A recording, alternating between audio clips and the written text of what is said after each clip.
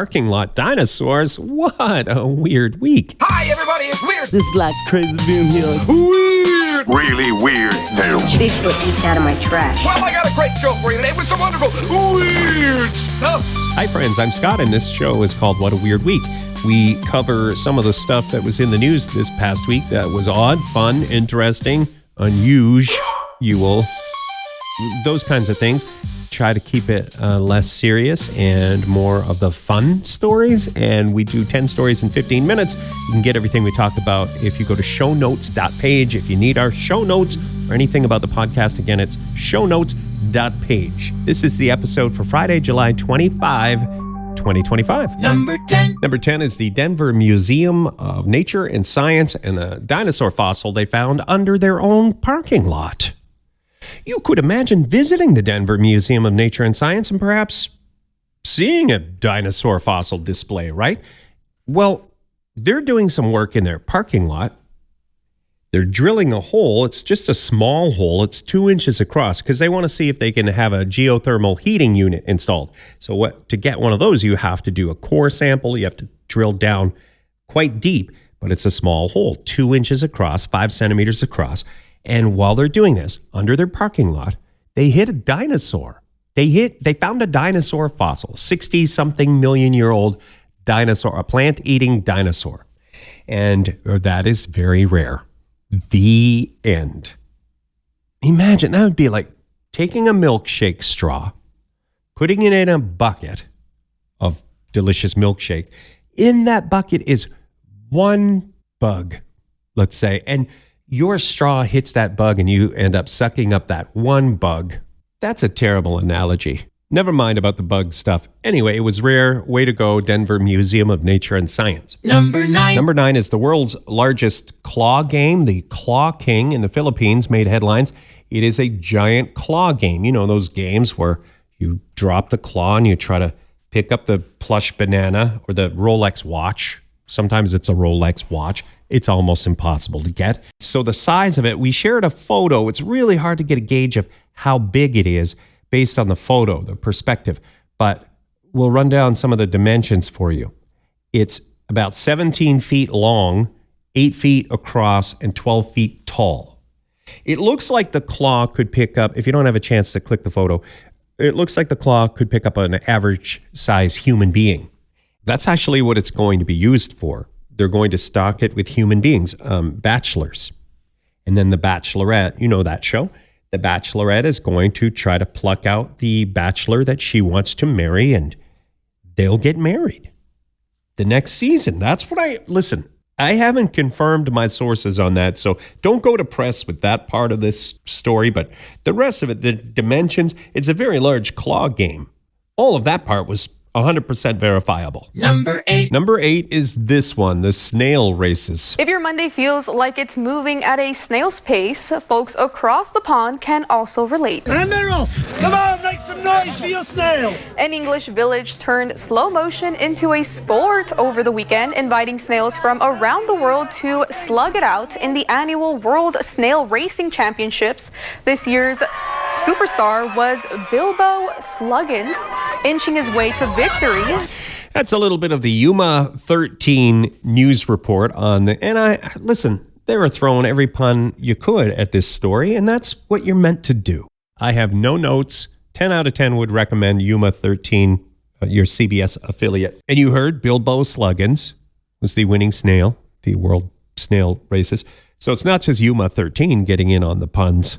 The people naming the snails also. Congratulations, Bilbo Sluggins, winner of the World Snail Racing Championships. Number 7. Number 7 is the 4-day work week and how great it is for everybody. There's science. They've studied it. So this was written up in Popular Science, making headlines. The study that involved 140 companies from the United States of America, United Kingdom, Canada, Australia, and Ireland. Employees were switched to a 4-day work week. So every week was a long weekend coming up situation. 4-day work week, same pay, same benefits, and it was wonderful for the workers. Employees had reduced stress, reduced burnout, better mental and physical well-being, better productivity. when you're on a 4-day work week. Okay, that maybe you'd think, yeah, that checks out. I'd be happier if I didn't have to work as much, but I got the same amount of money. But it also worked out great for the companies. Revenue growth. Going to a 4-day work week made the employees happy, and it made more money for the companies.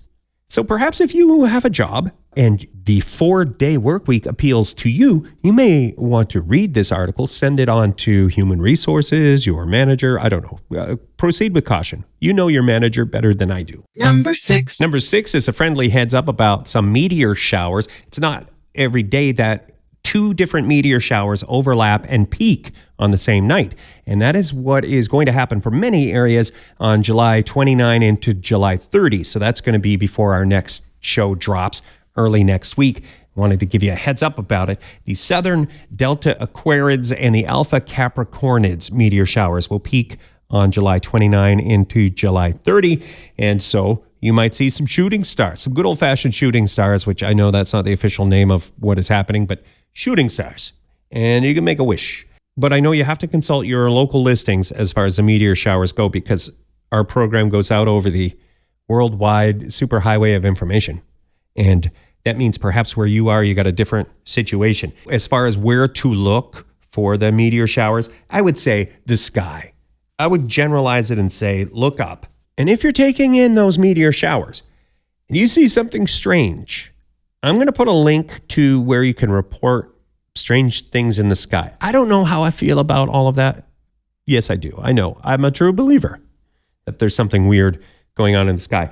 If you want to report, there are some scientific and data gathering organizations that would like to hear from you if you see weird stuff in the sky. So meteor showers, you're looking up anyway, you see something weird, you may want to report that. I'll put a link in the show notes or click shownotes.page. Number 5. Here's another weird thing in the sky story. This is about the interstellar object named 3I Atlas, which might be alien technology, but it's probably not alien technology. So this is something that it's so rare for something to enter into our solar system from away, an interstellar object to come into our solar system. That is so rare. It hardly ever happens. So the object is getting written up a lot. Scientists who study, if that's your field and this is so rare to happen and you're able to observe and study this interstellar object, I mean, you're jacked up. If that's you, you're jacked up about this 3I Atlas. And everyone says it's a comet. All the scientists, I'm generalizing, but everyone says it's a comet, except one Harvard astronomer. His name's Avi Loeb. And maybe you've heard of Avi Loeb before. I first heard of Avi Loeb listening to a UFO podcast. He was a guest, and he was saying the same thing he's saying now, and he's making headlines now. He's saying this is not a comet. It just looks like a comet, but it's actually extraterrestrial technology. The rest of the scientific community, I think I'm generalizing, but also it's true. The rest of the scientific community says, no, incorrect, sir. False. It's not alien technology. It's a comet. And Avi Loeb published a paper, a non-peer-reviewed paper, and made headlines this week, kind of laying out his reasoning. Characteristics of the comet are unusual, and this is an alien vehicle or something. That's kind of it. I mean, that's me summarizing a longer article that you may want to get into.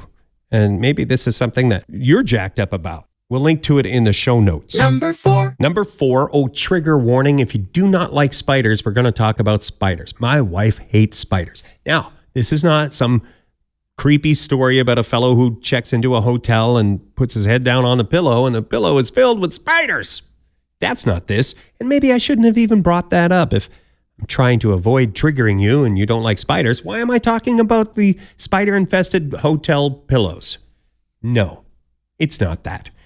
It's about a fossil that's 500 million years old, and researchers are in the headlines. They studied this fossil, and they've determined, they believe that spiders came from the ocean. The ancestors of the spiders we have today once lived in the ocean.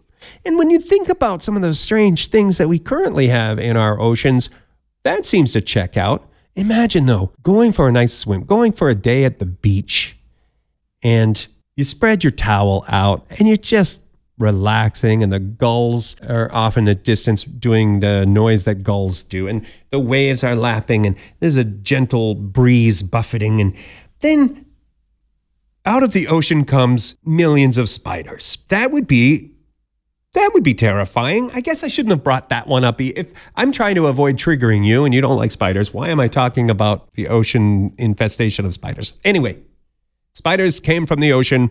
End of story. Number 3. Number 3 is about this blood pressure drug where it's in the news. It's called rilmenidine, maybe, or rilmenidine, or maybe none of those. It's a blood pressure drug, a hypertension drug. But they're testing it right now on mice, and they're testing it on worms, which I didn't know worms got a lot of the testing action. Anyway, what they're finding is that it is slowing down the aging process, increased lifespan, better health for the mice and the worms. It's not reversing the aging process yet, but I'm sure they'll get there. Right, science? You'll get there for us, won't you? But in the meantime, extending the lifespan, not too shabby. Right now, just testing on the mice and the worms, like we said, so it's going to be a while before human testing, but to be continued and showing promise. Honorable mention.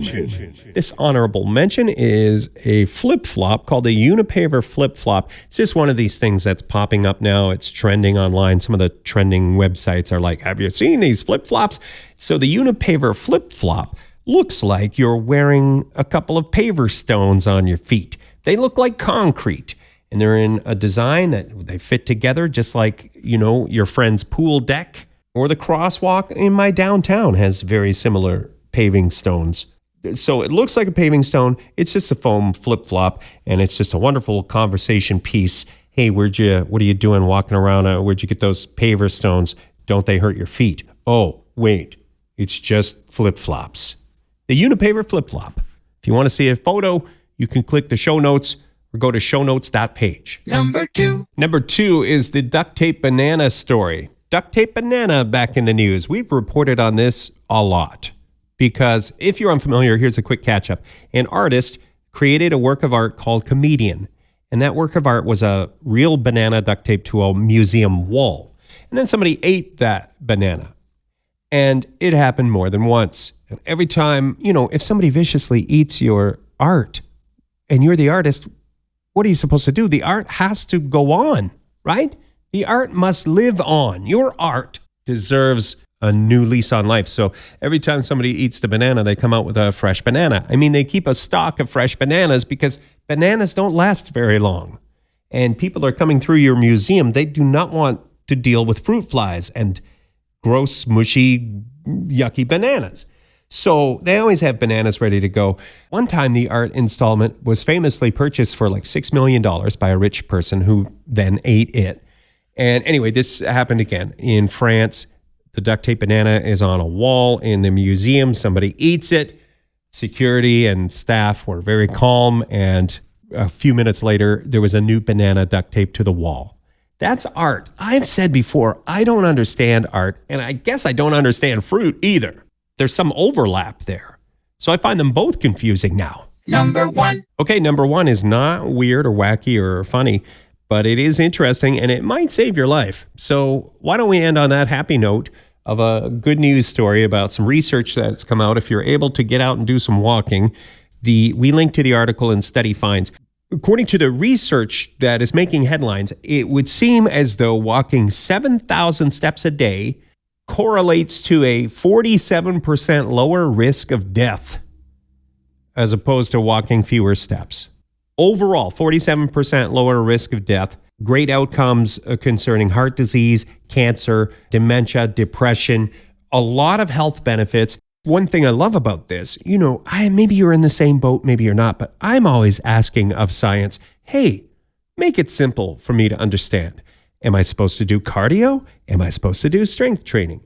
Am I supposed to eat beans? Or am I supposed to eat margarine? I don't know, whatever. I'm always like, it's too complicated. Keep it simple. What do I need to do? And this is pretty simple. Walk 7,000 steps and it's good for you. And it's less than the 10,000 steps. I mean, they say if you walk 10,000 steps, that might be better. But 7,000 is pretty good if 10,000 seems like a lot to you, which it does to me. 7,000, it's doable. So we're going to stop there on that happy note. If you want to get any of the stuff we talked about in more detail, or if you want to learn more about our podcast or reach out, also, if you have a moment to leave a review, that helps. No pressure. Anyway, all of the links on our website where the show notes are, everything is there. Shownotes.page. Shownotes.page. We'll catch you next Friday with some more weird stuff and interesting things from the headlines on What a Weird Week.